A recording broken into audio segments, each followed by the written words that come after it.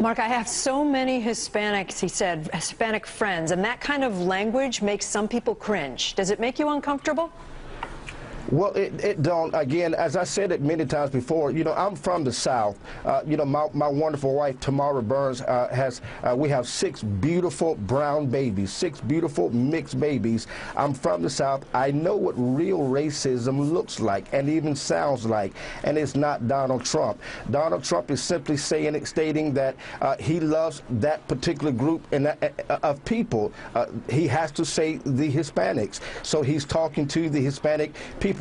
You know, Katie, I saw yesterday in Anaheim, you know, there were many Hispanics that were in that rally. So many came up to me, wanted to take pictures. I was blown away. Matter of fact, that's one of the things that I stated was how diverse this rally was in Anaheim and how so many Hispanics were coming out to show their support for Donald Trump. I believe, just like in the African-American community, there are many closet Donald Trump supporters, because right now in this political climate, it is politically incorrect to support Donald Trump if you're a person of color, simply because of the narrative that has been played out that Donald Trump is this bigot, that he hates women, that he hates Mexicans, that he hates black people, and that's not the case at all. He is truly, truly going after the heart of the people. Let's stop focusing on colors that divide us. Let's focus on the color that will unite us, and that is the red, white, and blue of America, and the color green, which says jobs, wealth. There are no black people, there are no white people. I'm sorry. Let me ask you just a very simple question, because you just brought up jobs, and the slogan is "Make America Great Again." As someone who believes in Donald Trump and is working for him, what do you want that America to look like? What America are you talking about when you say "Make America Great Again" like it was before? What era are you looking back to?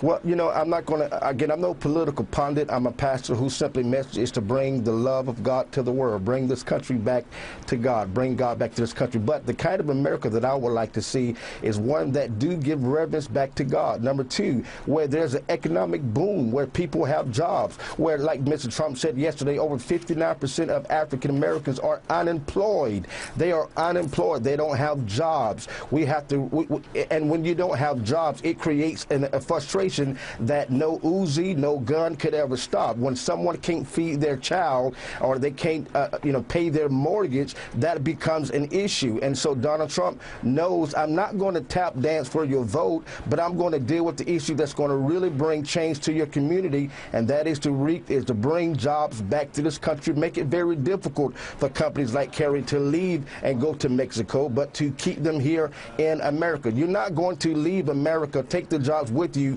rape us, so to speak, and then profit off of the hardworking people of this country without having jobs. Mr. Trump knows that is the real issue that is plaguing the social problems of this country. So we're not going to tap dance, tiptoe, walk on eggshells, focusing on feelings. We're going to focus on the facts. And the fact is, if you feel like you're under any kind of racism or feel like you're under any kind of discrimination, the best way to overcome it is to become better than that person who look at you erroneously, become better than they are by working harder, by making the right decisions, by, again, like I said, I'm from the South, and I've dealt many situations where people have judged me simply for based off of the color of my skin, but I've outgrown that. I didn't let that faze me or stop me. I become better educated, better highly equipped, and here am I on international television talking to you about the Republican nominee who just clinched it, Donald J. Trump, who we're superly all excited that he's going to go on to Cleveland, accept the nomination, and then win the presidency in November. Pastor Mark Burns, let me leave it at that, because down in our lower right corner there we can see Donald Trump has just begun